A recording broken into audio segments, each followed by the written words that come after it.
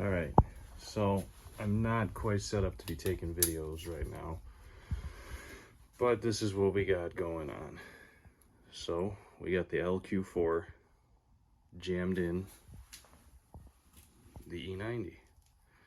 Now, originally I just kind of jammed this thing in here with a forklift.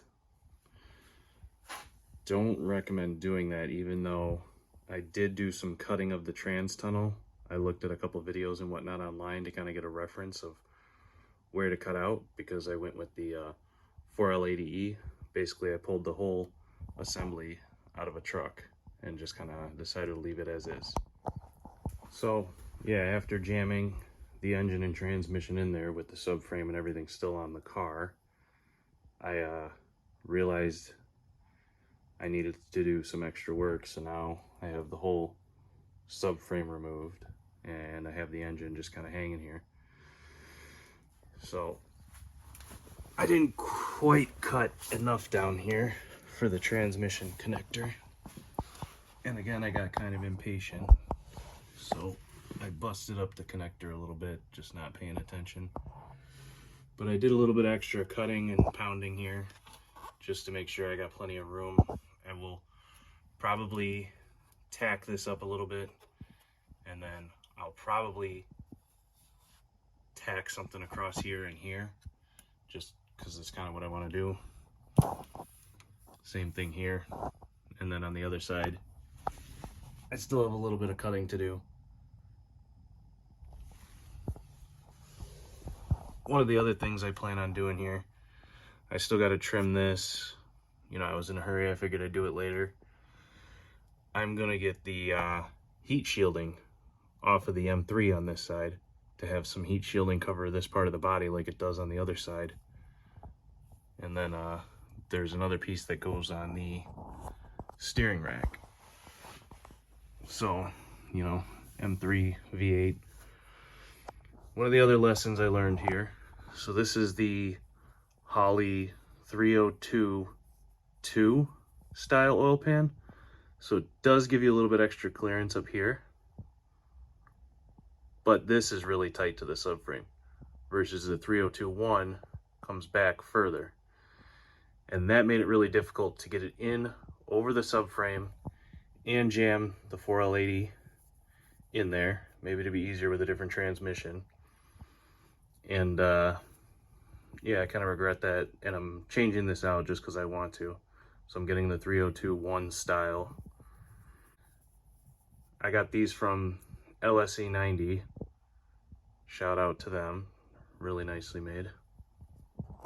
One of the other things I wish I would have had some hindsight on, I didn't think about, and again, this is probably just because of the transmission and the oil pan, is I should have taken off the heater core hoses. I just left them on because I was being lazy. And then also the valve cover, because the PVC part right there, it gets a little tight. And then another thing I overlooked that I highly recommend doing is the factory bell housing bolts have these studs on them. At least for this one, order a set of regular bolts and take these out first. You could probably get away with leaving a few of them. I'm going to change them all because I'm probably not going to use them. It's pretty tight in there. I'm ordering some design engineering heat shield for the firewall and trans tunnel. It's a little thinner. The old stuff was crumbling and dusty. I don't want to deal with it anymore. It's designed specifically for, you know, the trans tunnel, floor of the car, firewall, etc.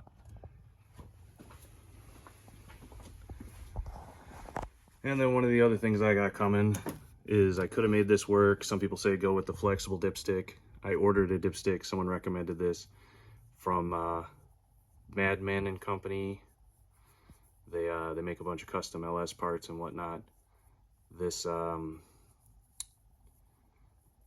the dipstick I ordered is for a F body, but supposedly it comes around the housing a little different and gives you a little bit more clearance. And then, yeah, if I squeeze over here, again, I was being lazy and I left the exhaust on, but you can see where I cut out for the 4L80 on this side. I got a little bit more trimming up to do. The other side, I ground everything down real nice so there's no sharp edges and got it real clean. Still a little bit of that to do on this side. Some of the trimming on the 4L80, you know, you're not going to use these, just to help out a little bit. And then I believe the other dipstick is going to come closer this way, bolt right here, and come up more towards the valve cover there. You see, I mean, I've got it supported back there. This is pulling it on a little bit, that ratchet strap. But as you can see, I just have this swinging away right here. So, just hung up the brake calipers because I don't want to deal with that right now. I'll deal with that later. But, yeah. So, pulled these off, hung them up,